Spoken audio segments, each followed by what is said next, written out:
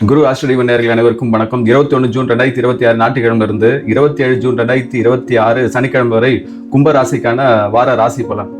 கும்பராசிக்கு கோச்சார் அடிப்படையில் இது 30% தான் வெளிப்படுவதாக இருக்கும். மீதி 70% பலன் உங்க பிறப்பு ஜாதக அடிப்படையில தான் தெரிய வரும். அதனால ஜாதக அடிப்படையில் உங்களுடைய பலன் தெரிந்து கொள்ள கீழே இருக்கும் வாட்ஸ்அப் எண்ணில் தொடர்பு கொள்ளுங்கள். இந்த அடிப்படையில் கும்பராசிக்கான இந்த வாரத்துக்கான வார பலன் எது போல இருக்கும் என்றால், உங்க ராசிநாதன் சனி உங்க வீட்டுல இருந்து 2ஆம் இடத்துல தன குடும்ப வாக்குஸ்தானத்துல இருக்கின்றான். அது 2ஆம் இடத்துல இருக்கிறதுனால உங்களுக்கு பாத சனி நடக்கின்றது. 7 வர சனி, அது ஏற்கனவே உங்களுக்கு தெரிந்ததாக இருக்கும். பல பிரச்சனைகளை சமாளிச்சுதான் வாழ்ந்து கொண்டு இருக்கீங்க. இந்த அடிப்படையில் பாத்தீங்கன்னா ராகு கேது அந்த 2 பாவகிரகங்கள் பாத்தீங்கன்னா நிழல் கிரகம் பாத்தீங்கன்னா ராகு உங்க ஜென்ம ராசிலேயே உட்காந்து இருக்கு. அது ஒரு பெரிய ஏழரை கூட்டுக்குது. அதுக்கப்புறம் பாத்தீங்கன்னா கேது உங்க வீட்டுல இருந்து 10ஆம் இடத்துல தொழில் ஸ்தானத்துல உட்காந்து இருக்குது. அதுக்கப்புறம் பார்த்தா குரு சுக்கிரன் பார்த்தா உங்க வீட்டுல இருந்து 6ஆம் வீட்டுல மறைவு ஸ்தானத்துல உட்காந்துட்டு இருக்கு. ஜூன் 22 பிறகு மிதுனத்திலிருந்து புதனம் குரு சுக்கிரனுடன் 6ஆம் இடத்துல இணைகின்றது. அதுக்கப்புறம் சூரியன் உங்க வீட்டுல இருந்து 6ஆம் இடத்துல 5ஆம் இடத்துல மிதுனத்துல இருக்கின்றது. செவ்வாய் உங்க வீட்டுல இருந்து 4ஆம் இடத்துல ரிஷபத்துல இருக்கின்றது. இதுதான் அந்த கோச்சார் அடிப்படை கிரகங்கள் இந்த வாரம் இருக்கும் சூழல். புதன் மட்டும்தான் ஜூன் 22ஆம் தேதி இடப்பெயர்வு ஏற்படுகிறது. மற்ற எந்த கிரகங்களும் ஏற்படல. சந்திரன் 4 கிரகத்துக்கு இடப்பெயர்வு ஆரம்பிக்குது. முதல்ல ஆரம்ப நாட்கள ஞாயிற்றுக்கிழமை சிம்மத்துல இருக்கும், அப்புறம் கன்னிக்கு, அப்புறம் துலாத்துக்கு, கடைசியா விருச்சிகத்துக்கு இடப்பெயர்வு ஏற்படுகிறது. இதுதான் கோச்சார் ரீதியில கிரகங்கள் இடப்பெயர்வு ஏற்படும் நிலை, இருக்கும் நிலை. இந்த அடிப்படையில 7 வருட சனியான சனி முக்கியமா போக்கஸ் பண்றதா இருந்தால், ஏன்னா அதுதான் முக்கியமா உங்களுக்கு பார்க்க வேண்டியதா கும்பராசிக்கு. ஏன்னா 2ஆம் இடத்துலயே இருக்கிறதுனால, தன குடும்ப வாக்குஸ்தானத்துல இருக்கிறதுனால இது ஒரு விதமான சேமிப்பை குறிக்கிறதா இருக்கு. 2வது பாத சனி விடைபெற சூழல் காலகட்டமா இருக்கிறதுனால பேச்சுல கண்டிப்பா ஒரு விதமான கடுகடுப்பு இருக்கும். 2வது உங்க வீட்லயே ராகு வர உட்காந்துக்கிட்டு பெரிய பிரச்சனை உண்டாகும். உடல் ரீதியான ஒரு வலி, ஒரு விதமான மயக்கம் இதெல்லாம் ஏற்படும். 1008 டென்ஷன் தலையில போயின்னு இருக்கும். இந்த எண்ணங்கள் அதிகமா இருக்குது. நைட்லயும் சரியா தூக்கம் இல்லாத அவஸ்தை இருக்கும். ஏன்னா ராகு ஜென்ம ராசிலே இருந்தாலும் அது ஒரு விதமான தோஷம் தான். அது குடும்ப உறுப்பினர்கள் குறிப்பாக வாழ்க்கை துணையுடன் ஒரு விதமான கருத்து வேறுபாடு கண்டிப்பா இருந்திருக்கும். வரவு மீறிய செலவுகள்லாம் ஏற்படும் இந்த சூழல்ல. ஏன்னா 2ஆம் இடத்துலயும் பாவகிரகம் இருக்கு, 7 வர சனி உங்க ராசிலையும் இருக்கிறதுனால பெரிய மற்ற எல்லா ராசிக்காரர்களோட நீங்க ரொம்ப அதிக சிரமத்துக்குள்ளாவீர்கள். அதனால போதிய மட்டும் யாரிடம் எந்த விதமான ஆர்கியூமெண்ட்டும் வேண்டாம். எதனா சொல்லிட்டு மலையை பார்த்து நாய் குலையுதுன்ட்டு விட்டு போறதுதான் நல்லது. அதான் எந்த ஒரு செயல் செய்யறேன், ஒரு முறைக்கு 2 முறை நீங்க யோசிச்சு, உங்களுக்கு அது ரொம்ப குழப்பமா இருந்தா மற்றவங்க கிட்ட ஆலோசனை கேட்டு கடைசியா நீங்க எடுக்கிற முடிவா இருக்கணும். அவசரப்பட்டு எந்த முடிவும் எடுத்துக்கொள்ளாதீர்கள் இந்த 7 வர சனி காலகட்டத்துல. அது மாதிரி செலவுகளையும் பார்த்து செலவு பண்ணுங்க. சேமிப்புல அதிகமா கவனம் செலுத்துங்கள். இது பாத சனி 7 வர சனியான பலனாக நீங்க எடுத்துக்கொள்ளலாம். இந்த அடிப்படையில சந்திரனுடைய நகர்வு தான் முக்கியமாக வாரப்பலன் நம்ம கவனிக்க வேண்டியதா இருக்கு. சந்திரன் உங்க வீட்டுல இருந்து 7ஆம் வீட்டுல, அதாவது சிம்மத்துல கேதுவுடன் இணைகின்றது. கேது வலு பிரச்சனை, கேதுவுடன் அது ஒரு கிரகண தோஷம் தான். அது அதனால கண்டிப்பா அன்றைய தினம் குடும்பம் சார்ந்த விஷயங்கள்ல ஒரு விதமான கருத்து வேறுபாடு ஏற்படும்.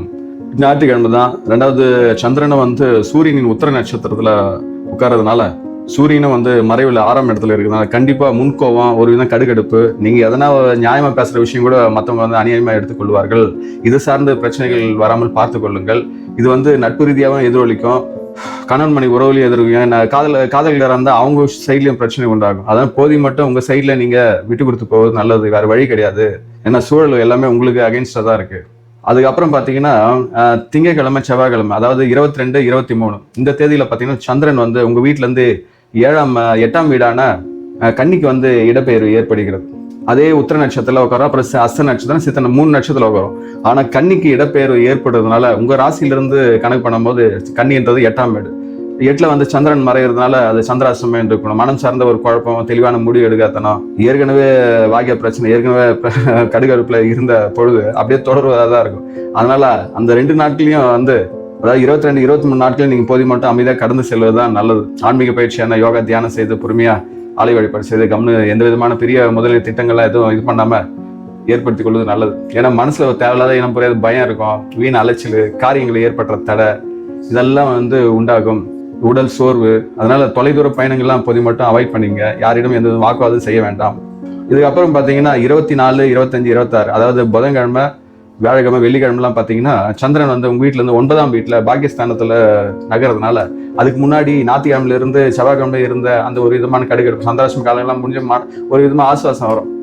எப்படின்னு ரொம்ப தூரம் நல்லா ஓடிட்டு வந்து உட்காந்து ரிலாக்ஸா உட்காந்து தண்ணியோ உங்களுக்கு பிடிச்ச இதை குளிச்ச சாடும்போது ரிலாக்ஸ் அது மாதிரி கிடைக்கும். சந்திராசிரமம் முடிஞ்சு 24, 25, 26 அதனால வந்து ஒரு விதமான உங்க குலதெய்வடைய அருள் கிடைக்கும், பெரியவர்களின் ஆசையும் கிடைப்பதாக இருக்கும். அந்த இதுல பாத்தீங்கன்னா துலாத்துக்கு அது வந்து இடப்பெயர்வு ஏற்படுகிறது. அதாவது 24, 25, 26 புதன்கிழமை, வியாழக்கிழமை, வெள்ளிக்கிழமை. அது முதல்ல வந்து சித்திரை நட்சத்திரத்துல இருக்கு. செவ்வாயுடைய அம்சம் பொருந்த சித்திரை நட்சத்திரத்துல இருக்கும்போது வேகம் ஆற்றல் கொண்டு இருக்கும். பாகிஸ்தானத்துல இருக்கிறதுனால செவ்வாயும் உங்க வீட்டுல இருந்து 4ஆம் இடத்துல இருக்கிறதுனால ரியல் எஸ்டேட் தொழில் சார்ந்தவங்களுக்குலாம் நல்லா இது. சிவில் சர்வீஸ்ல இருக்கவங்களுக்கு, உங்க சகோதரி வழி உறவுல மூத்த சகோதரர்கள் இதெல்லாம் வந்து நன்மை உண்டாகும். அப்பாக்கள் தந்தை வழி உறவுகளையும் தந்தை மூலியமா வந்து ஒரு ஆதாயம் ஏற்படுவதா இருக்கும். பூர்வீக சொத்துக்கள்லாம் உங்களுக்கு கிடைக்கும் சித்திரை நட்சத்திரத்துல இருக்கும் பொழுது. அதுக்கப்புறம் பாத்தீங்கன்னா அது வந்து சுவாதி நட்சத்திரத்துக்கு போகும்போது கொஞ்சம் குளறுபடியை உண்டாக்கும்.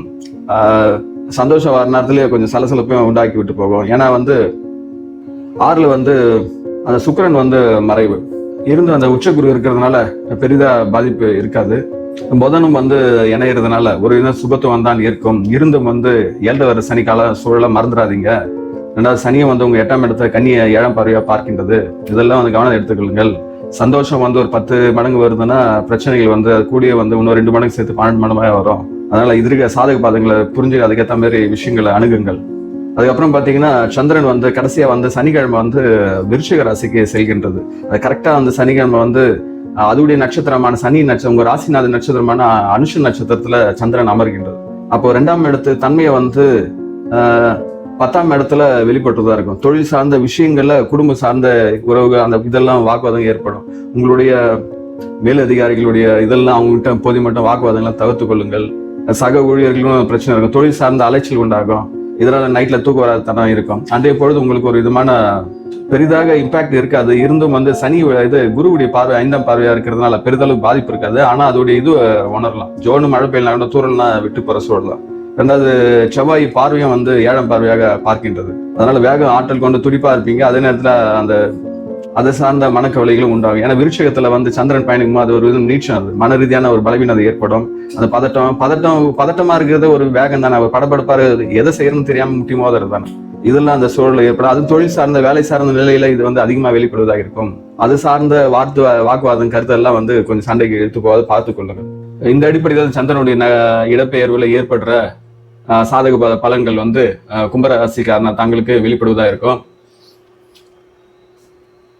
அதாவது ராகு வந்து உங்க ராசியிலே இருக்கிறதுனால ஒரு தேவையில்லாத ஒரு குழப்பம், இதெல்லாம் வந்து முடிவுகளை எடுக்கிறத ஒரு பிரச்சனை, இது செய்யலாமா அது செய்யலாமா இந்த குழப்பம் இருந்து கொண்டு இருக்கும். அதனால உங்களோட வயசு பெரியவங்க, உங்க விஷயங்கள் நல்ல வெல்விஷர், அவங்ககிட்ட வந்து ஆலோசனை கேட்பது நல்லது. 6ஆம் இடத்துலயும் சுக்கிரன் குரு இதெல்லாம் வந்து மறைவா இருக்கிறதுனால வேலை சார்ந்த விஷயங்கள கொஞ்சம் வேலைபல் அதிகரிக்கிறதா இருக்கும். அதான் ஏற்கனவே சொன்ன மாதிரி உங்க கூட வேலை செய்யறவங்க கொஞ்சம் அட்ஜஸ்ட் பண்ணி போறது நல்லது. பொருளாதார நிலைங்கும் போது இப்ப அந்த பாதசனி ஆதிக்கத்துல இருக்கிறதுனால அந்த தடைகள் இருக்கும். இருந்தும் வந்து உச்ச குரு வந்து உங்க 2ஆம் வீட்டை பார்க்கறதுனால பிரச்சனை பெரிதா இருக்காது. 2வது உங்க வீட்டுல இருந்து 4ஆம் இடத்துல செவ்வாய் வந்து நிஷ்பலம் கொண்டு இருக்கு. செவ்வாய் நிஷ்பலம் இருக்கும்போது அது இப்போதைக்கு மட்டும் அந்த வீடு, மண் மனை சார்ந்த வாகனம், பயணங்கள், இந்த சார்ந்த விஷயங்கள்லாம் இப்போதைக்கு மட்டும் ஜாகிரதையா இருங்க. யாருக்கும் கடன் கொடுக்க வேண்டாம். இப்போதைக்கு யாருக்கும் ஜாமீன் கழுத்து போட வேண்டாம். சகோதர உறவுலையும் கொஞ்சம் அண்டர்ஸ்டாண்டிங்கோட கொஞ்சம் இதோட டிஸ்டன்ஸ் மெயின்டைன் பண்றது நல்லது. 5ஆம் இடத்துல சூரியன், குழந்தைகள் உடல் ஆரோக்கியத்திலும் கொஞ்சம் அக்கறை எடுத்துக்கொள்ளுங்கள். குடும்ப பொறுப்புகளும் கொஞ்சம் இந்த வாரம் கொஞ்சம் அதிகரிப்பதாக இருக்கும். குரு பார்வை இருக்கிறதுனால கொஞ்சம் பெரிதளவு பாதிப்பு இருக்காது என்று நினைக்கின்றேன். ஏன்னா உங்க 2ஆம் இடத்த சனி வந்து குரு 9ஆம் பார்வையை பார்க்கறதுனால வாக்குவாதங்கள் ஏற்பட்டாலும் அப்புறமா வந்து உங்களை புரிஞ்சுக்கிற சூழல் தான் இருக்கும். இந்த அடிப்படையில் பார்க்கும்போது கும்பராசிக்கு 3 நட்சத்திரங்கள், அவிட்டம், சதயம், பூரட்டாதி. அதுல வந்து அவிட்டம் 3ஆம் பாதம் 4ஆம் பாதம் உள்ள நட்சத்திரக்காரர்கள் பாத்தீங்கன்னா அவிட்டம் வந்து செவ்வாயின் அம்சம் பொருந்திய நட்சத்திரம். அதனால செவ்வாய் வந்து 4ஆம் இடத்துல இருப்பது அது வந்து ஒரு நிஷ்பலம் தான். ஏன்னா அந்த வீட்டின் அதிபதி 6ல வந்து மறைவா இருக்கிறதுனால வீடு, நிலம், மண்மனை, வாகனங்கள், தோட்டம், துறவு, இது தாயாரின் அன்பு, இதெல்லாம் வந்து ஒரு விதமான நெகட்டிவ் ஃபால் கொண்டுதான் இருக்கும். அம்மாவின் உடல்நிலை கொஞ்சம் அக்கறை எடுத்துக்கொள்ளுங்கள். உணவு, அதாவது ஜீரணம் ஆகாத உணவுலாம் கொஞ்சம் கவனித்து தவிர்த்து கொள்ளுங்கள். இதுக்கப்புறம் பாத்தீங்கன்னா சதை நட்சத்திரக்காரங்க வந்து ராகுவின் நட்சத்திரம் பொருந்தியவர்கள். அது உங்க ஜென்ம ராசியில உங்க ராசியில உட்காந்துட்டு இருக்கனால சிந்தனைகள்ல வந்து இதுவா இருக்கும். போதிய மட்டும் நேர் வழியில செல்ல பாருங்கள். குறுக்கு வழி யாருன்னா வந்து தேவையில்லாத யோசனை சொன்னா தவிர்த்து கொள்ளுங்கள். புதிய தொழில்நுட்ப சார்ந்த விஷயங்கள்லாம் உங்களுக்கு கற்றுக்கொள்ள ஆர்வம் இருக்கும். இந்த சந்திராசிரம காலத்துல மட்டும் கொஞ்சம் ஜாக்கிரதையா இருங்க. அதாவது 22, 23 கன்னி ராசிக்கு சந்திரன் போகும்போது உங்களுக்கு சந்திராசிரமம் இருக்கும். அப்போ மட்டும் கொஞ்சம் எச்சரிக்கையா இருங்க. முக்கியமா வந்து பயணங்கள்லாம் வந்து தவிர்த்து கொள்ளுங்க. அதுக்கு அடுத்து பாத்தீங்கன்னா பூரட்டாதி நட்சத்திரம். அது 1, 2, 3 பாதம் கொண்ட நட்சத்திரம். பூரட்டாதி வந்து குருவின் அம்சம் பொருந்திய நட்சத்திரம். குரு வந்து உங்க வீட்டுல இருந்து 6ஆம் வீட்டுல மறைவு ஸ்தானத்துல இருக்கிறதுனால இருந்தும் அது வந்து உச்ச குருவா இருக்கிறதுனால உங்க 2ஆம் இடத்தையும் பார்க்குது. உங்க 12ஆம் இடத்தையும் பார்க்கறதுனால ஒரு விதமான குடும்பத்துல சுப செலவுகள்லாம் கொஞ்சம் ஏற்படுவதா இருக்கும். இடமாற்றங்கள் இதெல்லாம் வந்து கிடைக்கும். உங்க எதிர்ப்புகள் மீறி உங்களுக்கு திறமைக்கான அங்கீகாரம் கிடைக்கும். அந்த திறமையை வெற்றியா மாற்ற சக்தியும் உங்களுக்கு இருக்கும். அந்த அடிப்படை பார்த்தீங்கன்னா கும்பராசிக்கு இந்த வாரத்துக்கான அதிர்ஷ்ட எண்கள் பார்த்தீங்கன்னா 2, 5, 8. வார அதிர்ஷ்ட திசை பார்த்தீங்கன்னா மேற்கு வடமேற்கு. வார அதிர்ஷ்ட நிறம் பார்த்தா கருநீலம் பச்சை.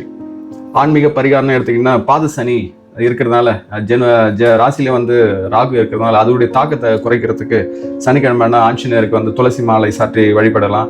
மாற்றுத்திறனாளிகள், வயதானவர்கள், முதியோர்கள் இவங்கெல்லாம் வந்து உணவு வாங்கி கொடுக்கலாம். உடை ட்ரெஸ் வாங்கி கொடுக்குறது ஒரு விதமாக சிறந்த பரிகாரமாக இருக்கும். சந்திராஷ்டம காலத்தில் முக்கியமாக ஜூன் 22, 23 அப்போ வந்து பொதுமட்ட ஆலை வழிபாடு, தியானம் குலதெய்வ வழிபாடு செய்வது நல்லது.